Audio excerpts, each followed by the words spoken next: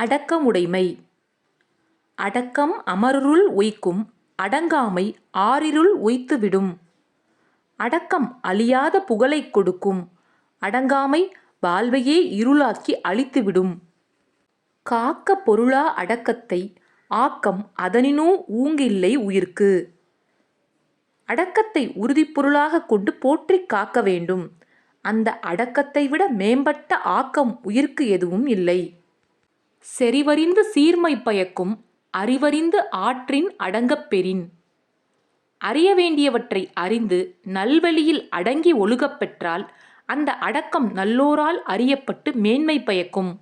நிலையின் திரியாது அடங்கியான் தோற்றம், மலையினும் மாணப் பெரிது. தன் நிலையில் இருந்து மாறுபடாமல் அடங்கி ஒழுகுவோனுடைய உயர்வு மலையின் உயர்வை விட மிகவும் பெரியதாகும்.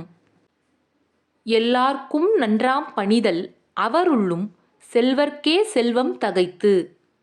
பணிவு என்னும் பண்பு எல்லோர்க்கும் நலம் பயக்கும். ஏற்கனவே செல்வர்களாக இருப்பவர்களுக்கு அந்த பண்பு மேலும் ஒரு செல்வம் ஆகும்.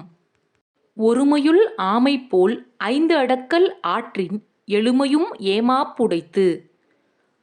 ஒரு பிறப்பில் ஆமை போல் 5 பொறிகளையும் அடக்கி ஆள வல்லவனானால் அஃது அவனுக்கு பல பிறப்பிலும் காப்பாகும் சிறப்புடையது ஆகும். யாகாவா ராயினும் நாகாக்க, காவாக்கால் சோகாப்பார் சொல்லிழுக்குப் பட்டு. காக்க வேண்டியவற்றுள் எவற்றைக் காக்காவிட்டாலும் நாவையாவது காக்க வேண்டும். காக்கத் தவறிட்டால் சொற்குற்றத்தில் அகப்பட்டு துன்புற நேரிடும்.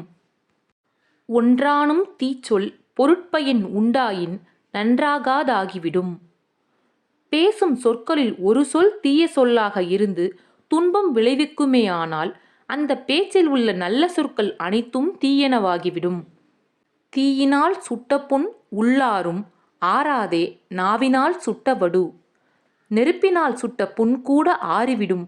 ஆனால் வெறுப்பு கொண்டு திட்டிய சொற்கள் விளைத்த துன்பம் ஆறவே ஆறாது.